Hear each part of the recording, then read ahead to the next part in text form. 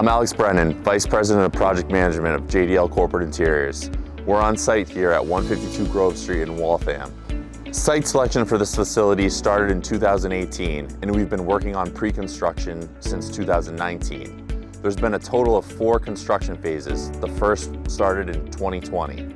152 Grove Street is a brick and beam facility that was constructed in the 1940s and was originally a watch factory. During the original build out in 2020, JDL partnered with Tria Architecture, Cressa, and R.W. Sullivan Engineers. Since the original construction was completed, our confidential client has expanded several times. For the expansion projects, JDL partnered with Fusion Design Consultants, Cressa, R.W. Sullivan, and CI Design. We've completed additional lab space, logistics space, and various amenities, including cafes and office space. The original construction was about 100,000 square feet. Since then, with the expansion, we've completed another 75,000 square feet.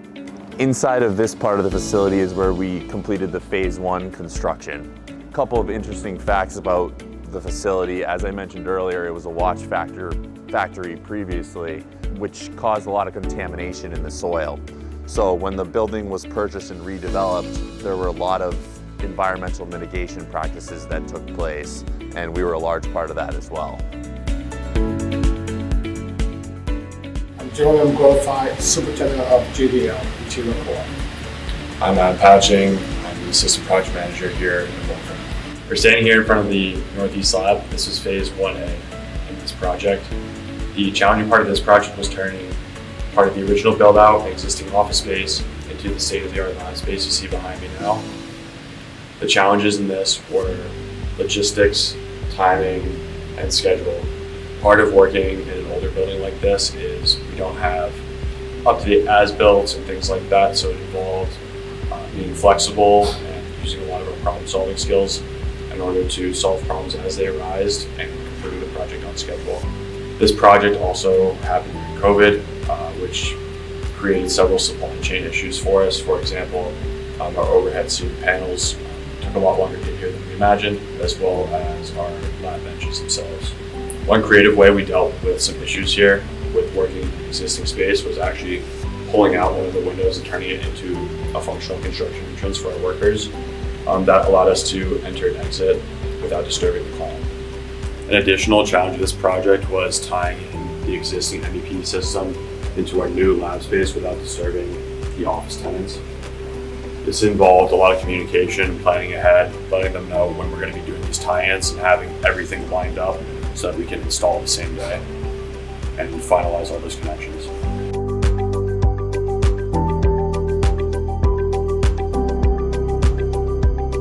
My name is Mike Coakley, Senior Project Manager for JDL Corporate Interiors, currently standing in the new cafe expansion space of our confidential client based out in Waltham, Massachusetts. Let's go check it out.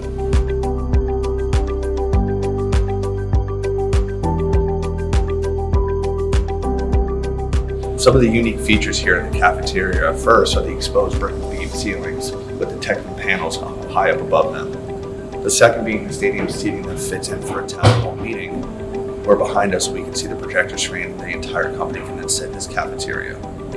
Another cool feature is all these baffled ceilings with the banquette seating right here.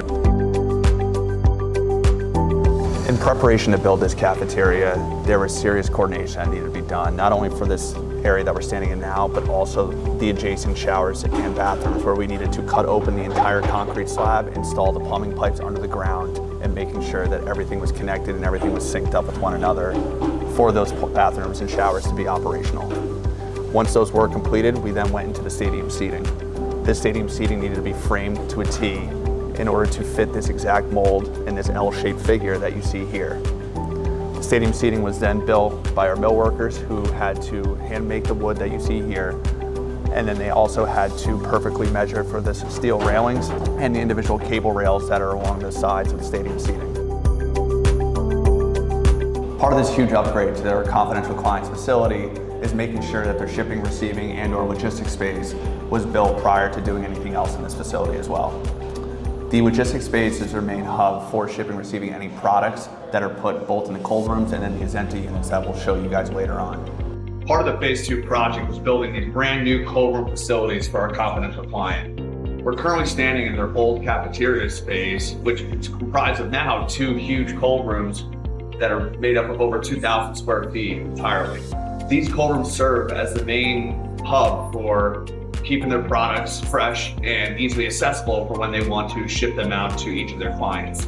One of the bigger challenges with these cold rooms was supply chain management. These cold rooms are currently running over 30-week lead times. We were able to onboard the subcontractor early and make a decisive effort in order to hone in all the shop drawings, the material, as well as any other existing sub-steel flooring that needs to be installed prior to this cold room being on site, as well as getting the design team on board in order to capture all of the engineering specs, as well as the mechanical, electrical, and fire protection scope within the cold room themselves.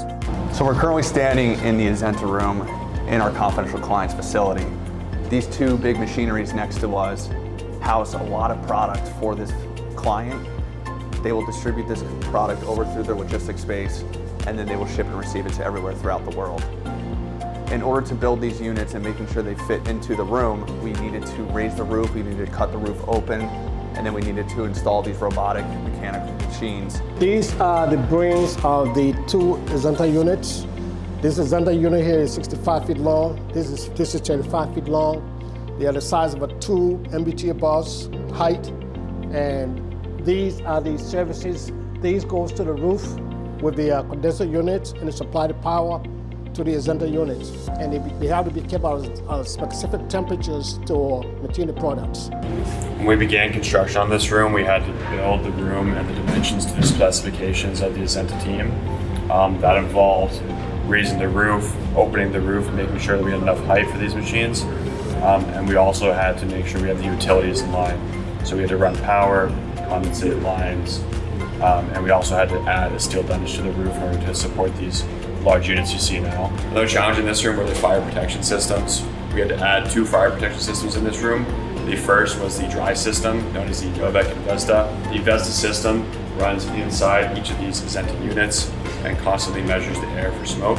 If it senses smoke, it would release the Novec gaseous agent, which extinguishes any fires without compromising any equipment. The last line of defense would be the pre-action system we installed inside both units, but also in the ceiling here. In the event of an alarm, it would fill all the pipes with water, and then if the fire gets great enough, or the heat gets great enough, it would release the heads and extinguish the fire with water. Part of the confidential client expansion space also included building more infrastructure for them outside. As you see here, we have a 9-foot exterior fence that also houses a current 350 kilowatt generator, a new 550 kilowatt generator, an LN2 tank, and then we're also going to have a waste receptacle area as well within this fencing, as well as these temporary coolers that are here to house existing product for our client for their everyday need. They take this product out of the temporary coolers and bring them into the new cold rooms that we have also built during the phase 2 logistics project.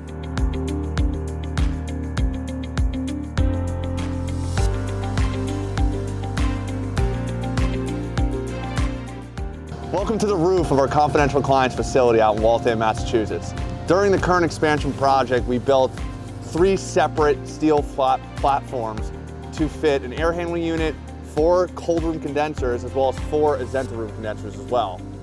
All of these condensers are then piped down through the building and feeding their respective units. Also on the roof is roughly 300 feet of new ductwork serving the air handling unit and the exhaust air handling unit that you see behind us. This ductwork also serves several different split units that are installed throughout the facility that provide coolant to different electrical rooms, laboratories, as well as main office space. Yeah, if you look to our right here, you can see and follow the ductwork up into the new air handling unit. To fit this on the roof, we had to install a new steel platform. That took lots of coordination with our structural and mechanical engineers. First, we had to build the steel platform, coordinating with the tenants below. Once that was completed, we had to have a crane pick.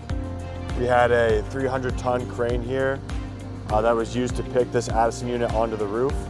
Once it was in place, we were able to power it up and connect all the ductwork. Now it is on and functional and balanced, and today it serves our new phase 2 logistics and packing area. As you can see, it's ducted in there. It serves as the main exhaust for the phase 2 expansion space. This thing is about 20 feet tall And if you look carefully, you can see we have about 8 or 9 guy wires fastened into the roof to make sure it doesn't blow over in the wind and that it's secured tightly to the roof. Again, on this same dunnage, we housed not only the exhaust, but also the 4 condensers Mike mentioned earlier for the new cold rooms. On there, we'll show you in a bit, we have 4 condensers. 2 of them serve the +4 Celsius cold room and the others serve the -20 Celsius cold room. And we have doubles of everything for redundancy and backup purposes. Now we're standing here on the exhaust dunnage, as we call it. Now you're up close and personal with the exhaust unit. To my left, we have the VFDs, the variable frequency drives. And then over here, we have all the condensers that I mentioned earlier. These 4 condensers behind us operate the 2 big Azenta containers downstairs. Both Azenta containers contain a robotic arm that essentially grabs the products from inside each cold room and then distributes them out to our confidential client for them to then ship and distribute out to their clientele. Fun fact, the Azenta team is actually based out in England, so they had to come in and then the JDL team had to coordinate with them in order to build this dunnage to fit each of their condensers and have the appropriate amount of room surrounding the condensers for any preventative maintenance work that needs to occur over the next few years. So up here is the up-close shot of the air handling unit. As I said earlier, this is responsible for circulating the air within the new Phase 2 space that we built. And then it's also used as a backup unit throughout the new Phase 3 manufacturing space as well, where it will take air from the outside, redistribute it within the unit itself, and then distribute it back out into the Phase 3 space.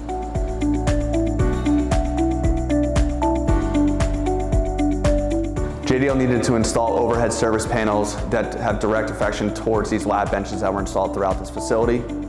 The overhead service panels contain both data, plumbing, and electrical connections. The electrical connections are making sure that all the lab benches have the associated power for any future equipment that are going to be installed on these benches themselves. And the plumbing lines that compress air in the back are essentially used to make sure that the confidential client's employees are able to produce the appropriate amount of material in a timely fashion. Along with the different mechanical, electrical, and plumbing systems, a new air handling unit and exhaust system needed to be installed to condition this Phase 3 manufacturing space. Along with this air handling unit installation, JDL needed to coordinate the schedule and procurement of the steel on the roof of the building. The steel itself comprised of a 3-ton structure as well as the individual posts that needed to penetrate the existing roof over the occupied tenant. JDL needed to coordinate exactly when this was being installed so we can communicate effectively with the tenant to make sure that we were keeping the schedule intact. While building a lab space like this, a key component is all the mechanical, electrical, and plumbing and fire protection systems throughout the space, and specifically above the ceiling. In this space alone, we have 5 separate plumbing systems: non-potable and potable water, the roadie system, the compressed air, and the vac systems. 2 systems alone, the sewer and the drain systems for the lab space itself, are built below the slab. Electrically wise, we had to build 4 new electrical panels in order to provide the power and lighting feeds necessary to make this space operable. And mechanically wise, we had to build a whole new air handling unit and the associated steel dunnage and steel posts on the rooftop that penetrated through the roof in the occupied tenant space. In conclusion, we'd like to thank our partners on this project: Fusion Design Consultants, R.W. Sullivan Engineering, TRIA for the original build of the facility, as well as CI Design, and then New England Lab as well for installation of all the lab benches throughout the facility themselves.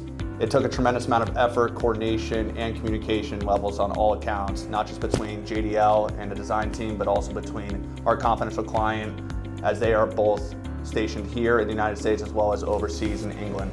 Thank you for taking the time to go behind the scenes of our new expansion project for our confidential client here in Waltham, Massachusetts. We hope you guys enjoyed the video.